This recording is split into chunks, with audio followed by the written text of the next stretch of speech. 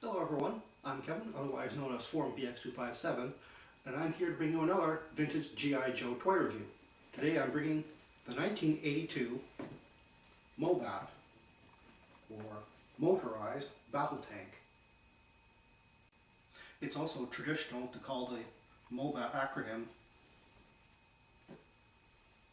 Multi-Ordnance Battle Tank.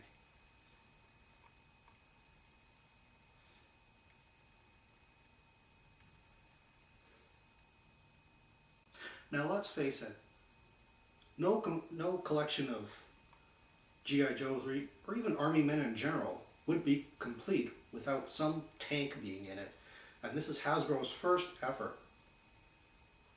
Now, being a motorized vehicle, it doesn't have a lot of other features. It has a completely rotating main turret, which elevated a tiny bit. It also has an independently turning command turret, but this is about as much as the turning angle can go. It has rubber tracks, and all the bogies actually moved.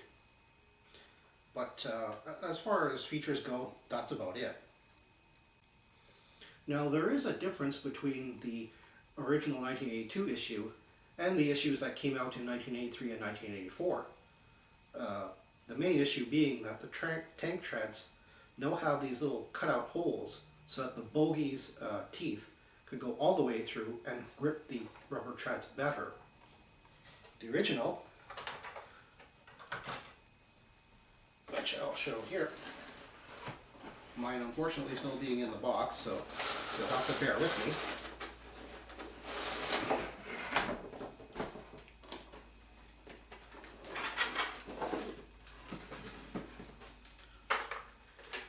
Doesn't have that. Now, the next two differences between the two different years are very minor, and that includes the battery covers on each one and the machine gun tips. Now, these are both removable, so if you've mixed and matched them, I don't think it really matter. They both fit on either end, I think. Now, the battery cover for the 1982 version has a solid tab on the very end here. On the 83 version,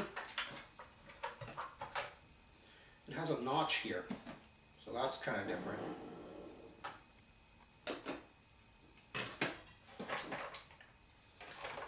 Now, as for the machine gun, the 83 has a tinier rectangle hole here,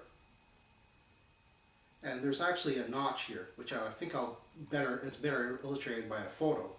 But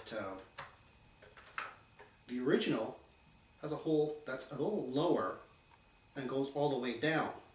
There is no notch on the post here, and believe me, yeah,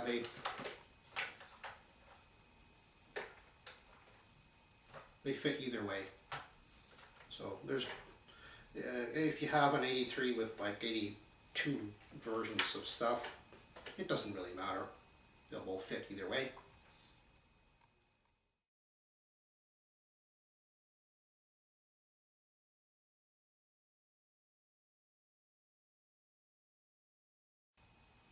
Now, while the MOBAT toy is known to be sturdy and easy to acquire on the aftermarket and almost complete condition and working condition at that, one knock a lot of people have against the MOBAT is the figure doesn't really sit well in the turret.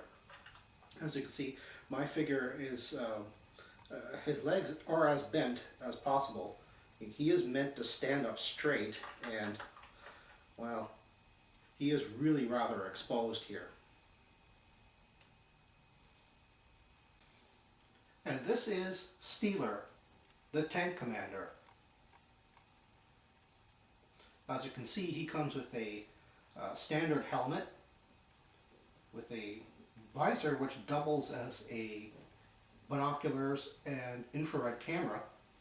as well as an Uzi pistol, which is the same that came with the 1982 1983 Snake Eyes. Like all visors, it can be raised up and you can take the helmet off completely.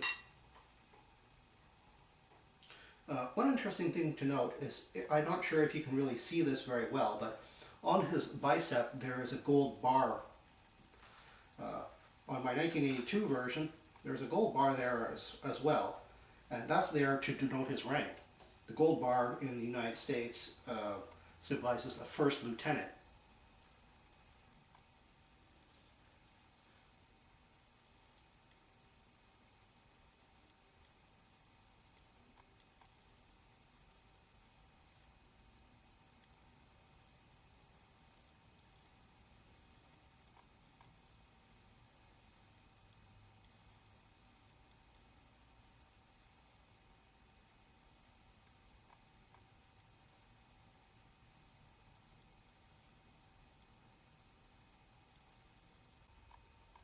Now I'm going to just demonstrate the MOBAT,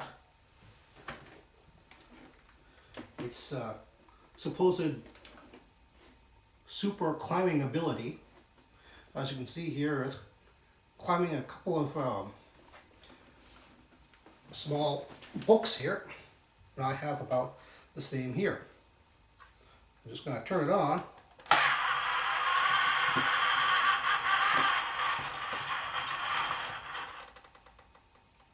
And the tank is stalled.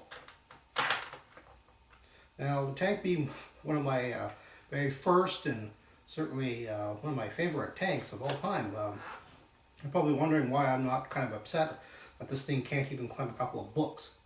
Well, it never could in the first place. It's probably hard to see and even to photograph, but the battery cover has these bumps here, and they go out quite significantly and sort of impair the angle at which the tank treads come in contact with anything in front of it. That being said, the tank can in fact climb these books quite easily. What you have to do is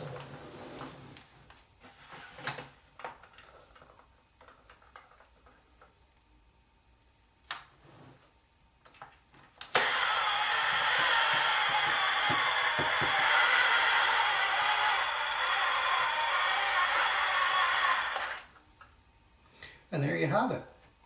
The back treads are not encumbered by anything underneath there, so they come in contact with anything on the surface quite easily, and that's how you get your super climbing ability. And that was my review of the 1982 and 1983 Motorized Battle Tank MOBAT. Thank you for viewing, and I'll see you next time with some more vintage G.I. Joe toy reviews.